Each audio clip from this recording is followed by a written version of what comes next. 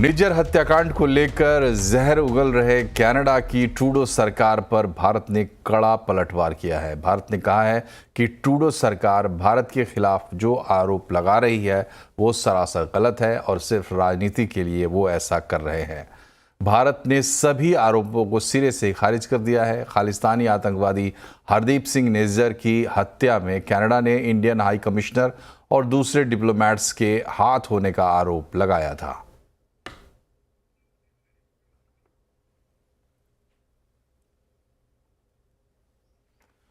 महाराष्ट्र विधानसभा चुनाव से पहले राज्य सरकार ने बड़ा फैसला लिया है। महाराष्ट्र कैबिनेट ने फैसला किया है कि मुंबई में एंट्री करने वाले सभी 5 टोल बूथों पर हल्के वाहनों से टोल टैक्स नहीं वसूले जाएंगे। ये फैसला आज रात 12 बजे से लागू भी हो जाएगा। मुंबई के 5 एंट्री पॉइंट पर टोल प्लाजा हैं। इनमें वाशी, ऐरोली, मुलुंड, दहिसर और आनंद नगर शामिल हैं। इन 5 टोल प्लाजा पर अब हल्के वाहनों को टोल टैक्स नहीं देना होगा। हल्के वाहनों की श्रेणी में कार, जीप, वैन वगैरह आते हैं। आपको बता दें कि पिछले कई साल से मुंबई के एंट्री पॉइंट्स पर टोल टैक्स माफ करने की मांग की जा रही थी। महाराष्ट्र के मुख्यमंत्री एकनाथ शिंदे इस फैसले को मास्टर स्ट्रोक बता रहे हैं। हम देने वाली सरकार है, हमारी देना बैंक है, उनकी लेना बैंक है। हम इतना ही कहते हैं कि आज जो टोल माफ किया है ये जनता की बहुत पुरानी मांग थी, मेरी भी पहले मांग थी, और इसलिए ये टोल माफी जो हुई है इसमें ये चुनाव में जुमला नहीं, ये पूरे ये चुनाव तक नहीं, ये हमेशा जो निर्णय लिया है वो लागू रहेगा। शिवसेना यूबीटी महाराष्ट्र सरकार के फैसले को चुनाव से जोड़कर देख रही है। शिवसेना यूबीटी की नेता प्रियंका चतुर्वेदी के मुताबिक ये सरकार अब जाने वाली है। ये वैसे ही है जिस तरीके से सत्ता के में रहने के लिए पूरी कोशिश कर रहे हैं कि कैसे हम सत्ता में कायम रहें।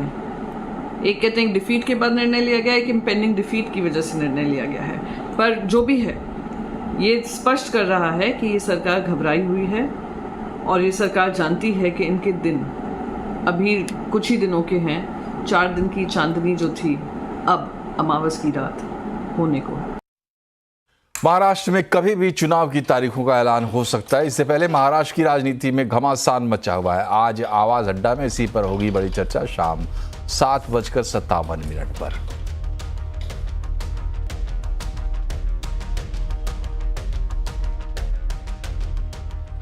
और आज आधी रात से मुंबई में 5 टोल प्लाजा फ्री हो जाएंगे। 5 टोल प्लाजा में कलेक्शन का काम MEP इंफ्रा के पास है, लेकिन MEP ने कभी भी निवेशकों को या सरकार को फायदा नहीं पहुंचाया।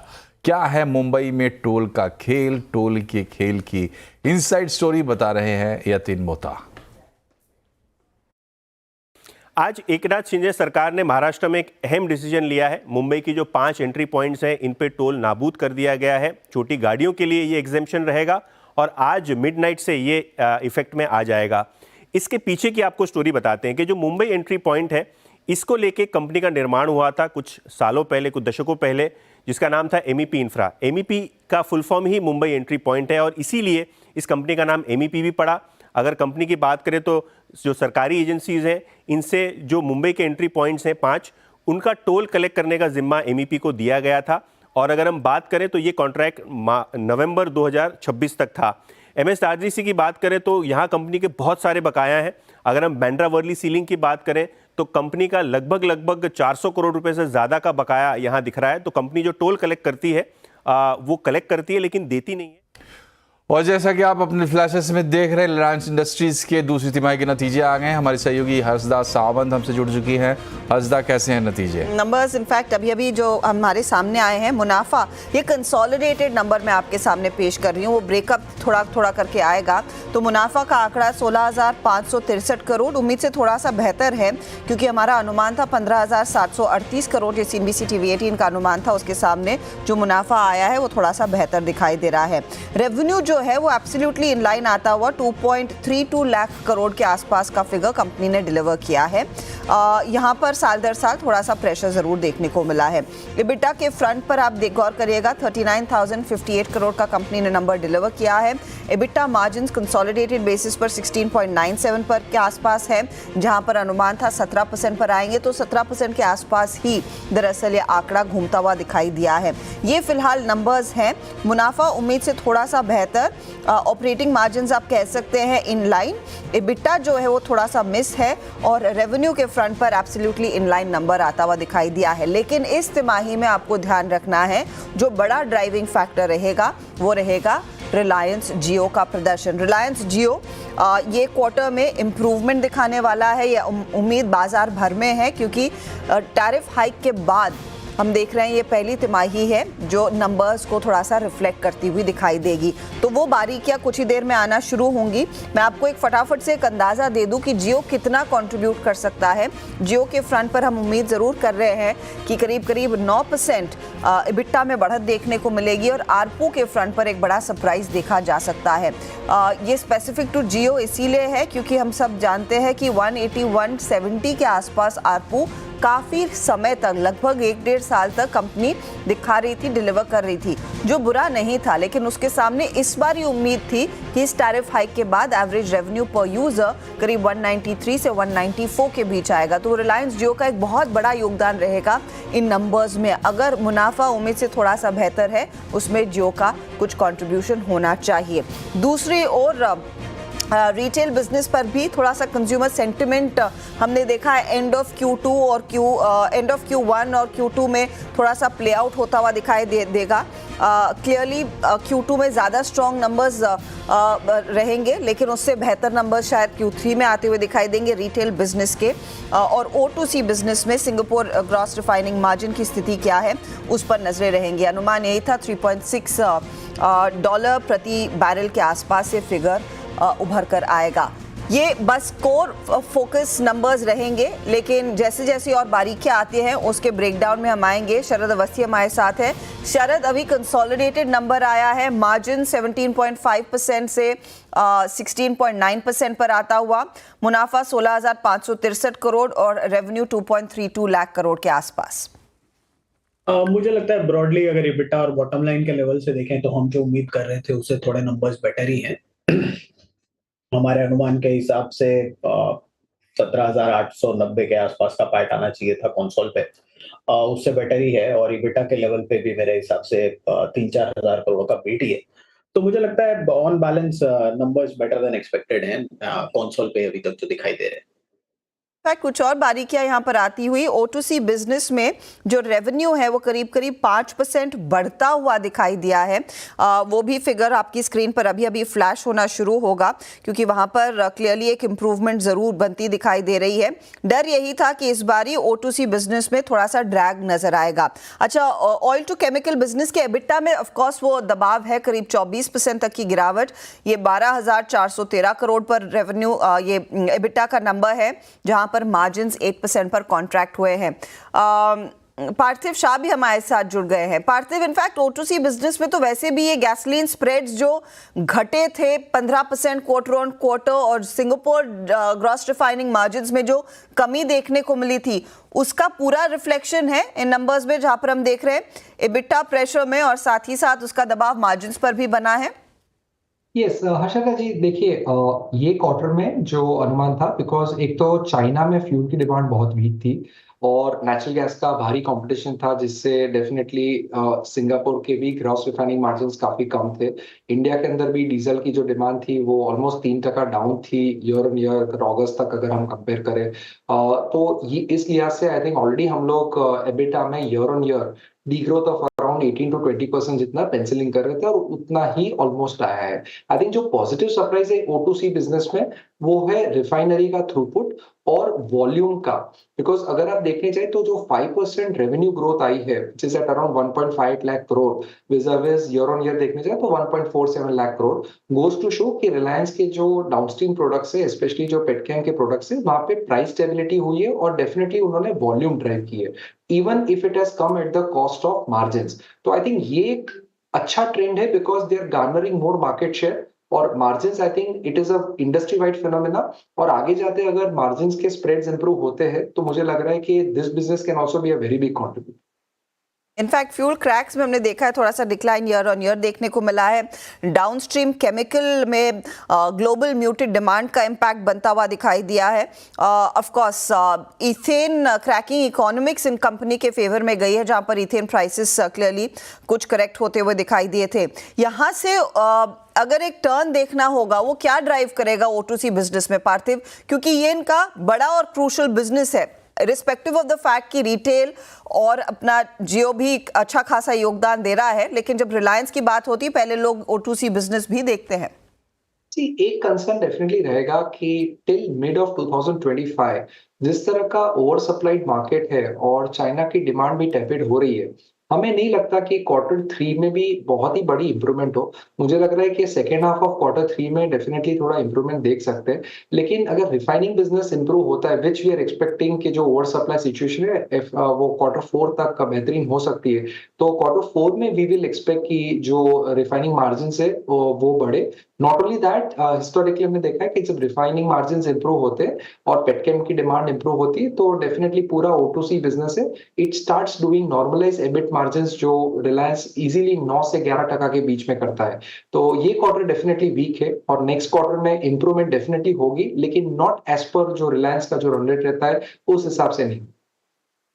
मैं कंपनी की प्रेस रिलीज पढ़ रही हूँ जहाँ पर कंपनी के चेयरमैन श्री मुकेश अंबानी ने स्पेसिफिकली कहा है कि ये जो रिजिलियंस है पोर्टफोलियो डाइवर्सिफिकेशन का इस तिमाही में पूरी तरह से उभर कर आया है। एक अच्छा परफॉर्मेंस कंपनी के डिजिटल सर्विसेज में देखने को मिला है, अपस्ट्रीम बिजनेस थोड़ा बेहतर करता हुआ दिखाई दिया है और O2C बिजनेस में जो वीकनेस थी इन दोनों बिजनेस ने ऑफसेट किया है। अब सवाल यही है कि यहाँ से आगे किस तरह की ग्रोथ डिजिटल बिजनेस में देखने को मिलेगी। अब ग्रोथ इन डिजिटल सर्विसेज वो स्पेसिफिकली मेंशन करते हैं आरपू के बढ़ने से उसका फायदा मिलता हुआ, कंज्यूमर एंगेजमेंट मैट्रिक्स बढ़े हैं उसका भी फायदा मिला है। जिस तरह की ऑफरिंग्स आई है जियो फाइबर की तरफ से, जियो का ब्रॉडबैंड स्पेक्ट्रम, उस सब ने इनफैक्ट एक अच्छा खासा योगदान दिया है। शरद, डिजिटल सर्विसेज का जो रेवेन्यू है वो क्लियरली टैरिफ हाइक का फायदा उठा रहा है, इसीलिए EBITDA जो है जियो प्लेटफॉर्म लिमिटेड का उसमें करीब 17.8% तक की ग्रोथ देखने को मिली है ईयर ऑन ईयर। बेहतर सब्सक्राइबर मिक्स, एक स्केल देखने को मिला है डिजिटल सर्विसेज में और ऑफ कोर्स टेलीकॉम टैरिफ्स का जो रिवीजन हुआ है। टेलीकॉम टैरिफ्स का रिवीजन क्या पूरा इसी क्वार्टर में रिफ्लेक्ट करेगा या फिर ये आगे आने वाले क्वार्टर्स में भी थोड़ा सा एक्सटेंड होता दिखाई दे सकता है? नहीं, मेरे हिसाब से आने वाले क्वार्टर्स में भी ये रिफ्लेक्ट करेगा, क्योंकि इस क्वार्टर में कुछ रैशनलाइजेशन भी हुआ है जिसकी वजह से आपको सब्सक्राइबर बेस में रिडक्शन देखने को मिली। तो मुझे लगता है वो इफेक्ट आपको आने वाले क्वार्टर्स में नहीं रहेगा, तो प्योर सब्सक्राइबर एडिशन भी प्ले आउट करेगी। और प्लस जो एवरेज आरपू में जो इम्प्रूवमेंट है, जो नंबर आया है, मेरे हिसाब से वो उम्मीद से काफी बेहतर है और आने वाले क्वार्टर्स में भी इसका इफेक्ट आपको दिखते रहना चाहिए। और इसके अलावा मेरे हिसाब से जो बाकी प्लेटफॉर्म्स की मोनेटाइजेशन है, चाहे सब्सक्राइबर बेस एडिशन हो, जैसे आप FTTH और जियो फाइबर की बात कर रही थी, वहां पे भी कंपनी काफी अग्रेसिवली लॉन्ग टर्म टारगेट्स दे रही है, लगभग एग्जिस्टिंग बेस से 2-3 गुना करने की। तो मुझे लगता है लगातार आपको ये आरपू वाला इंप्रूवमेंट जो है एटलीस्ट अगले 2 क्वार्टर तो उसका इफेक्ट आपको देखने मिलेगा नंबर्स में, जियो के खास करके। आरपू में तो एक बहुत बड़ा सरप्राइज नहीं आप कहेंगे, सारी उम्मीदों को पीछे छोड़कर ये नंबर आया है, क्योंकि गणित कह रहा था कि 193 से 194 रुपीस के आसपास तक का आरपू आएगा। ये आंकड़ा 195 पर आया है, वो इनफैक्ट फ्लैश भी होना चाहिए। 195 का आरपू सबसे मजबूत आरपू है जियो प्लेटफॉर्म्स के लिए, जहां पर एक्सपेक्टेशन थी ये लगभग 7% बढ़ेगा, ये 7.4% बढ़ता हुआ दिखाई दिया है और ये आप कह सकते हैं कंपनी के लिए एक बड़ा हुक्म का इक्का रहेगा।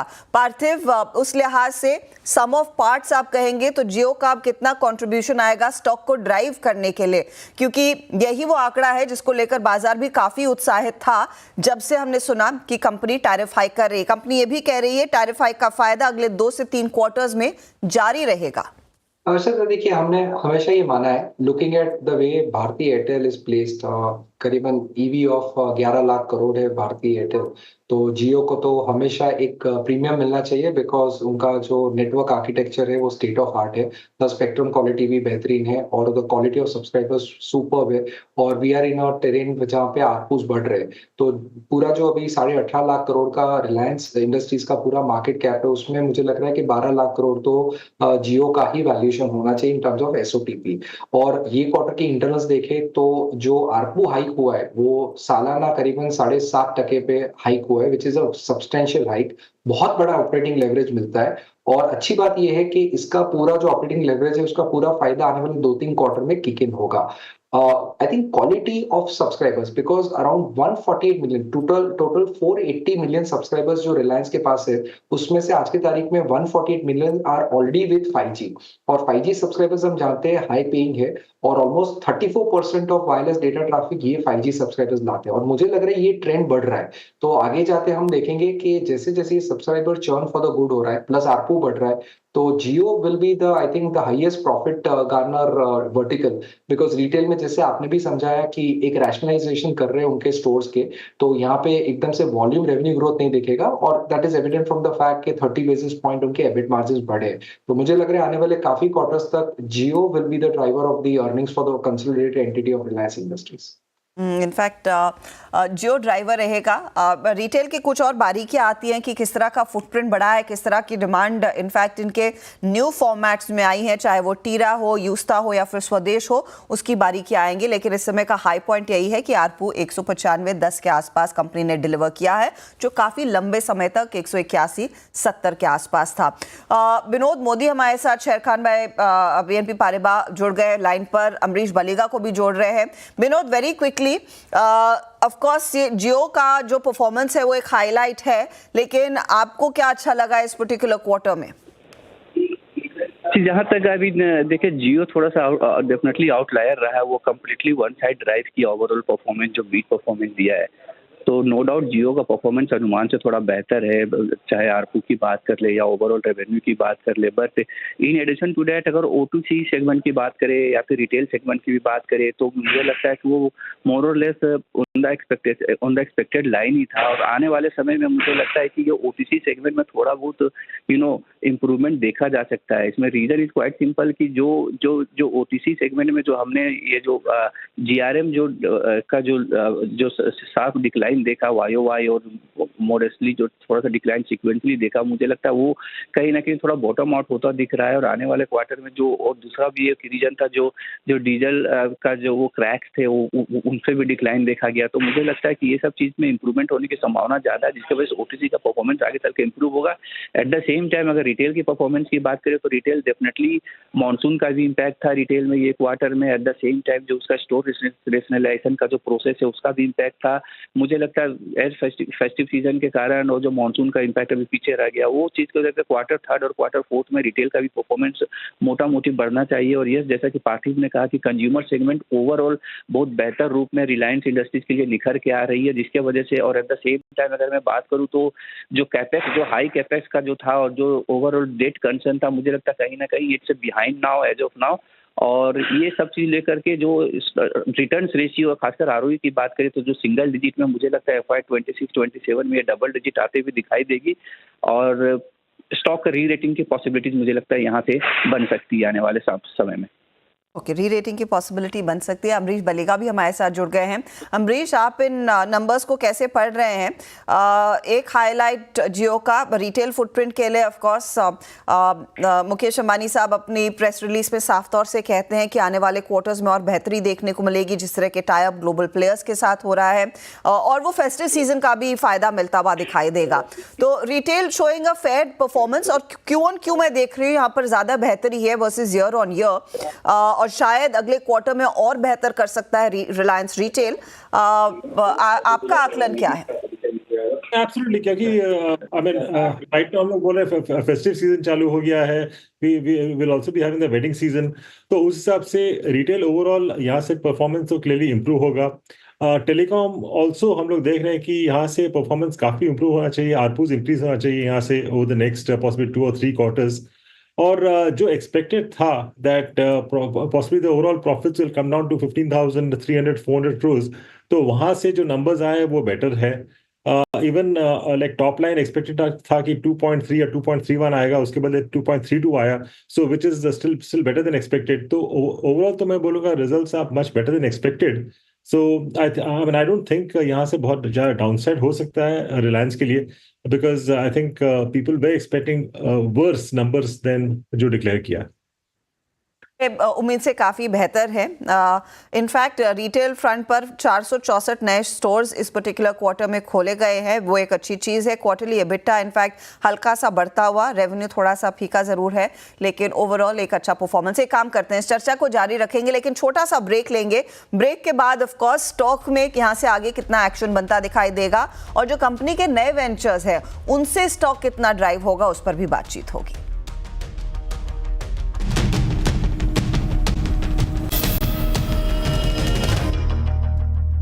रिलायंस इंडस्ट्रीज के दूसरी तिमाही के नतीजे आ चुके हैं, जहां पर इस बारी उम्मीद से थोड़ा सा बेहतर प्रदर्शन देखने को मिला है, लेकिन जो प्रदर्शन ड्राइव हुआ है वो लार्जली जियो के फ्रंट पर ही ड्राइव होता हुआ दिखाई दिया है.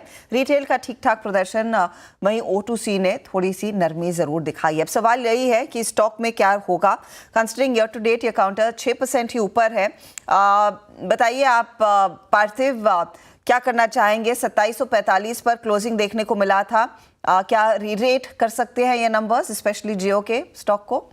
जी, डेफिनेटली कहीं ना कहीं आई थिंक जो स्टॉक है उसने ऑलरेडी ये जो टेपेड रिजल्ट्स, स्पेशली दूसरे जो वर्टिकल्स है जैसे O2C और रिटेल है, वो काइंड ऑफ फैक्टरिंग कर दिया था, बिकॉज ये स्टॉक ऑलमोस्ट 3100 के लेवल से ग्रेजुअली लोअर ग्राइंड किया और 2700 2750 के आसपास सेटल हुआ है.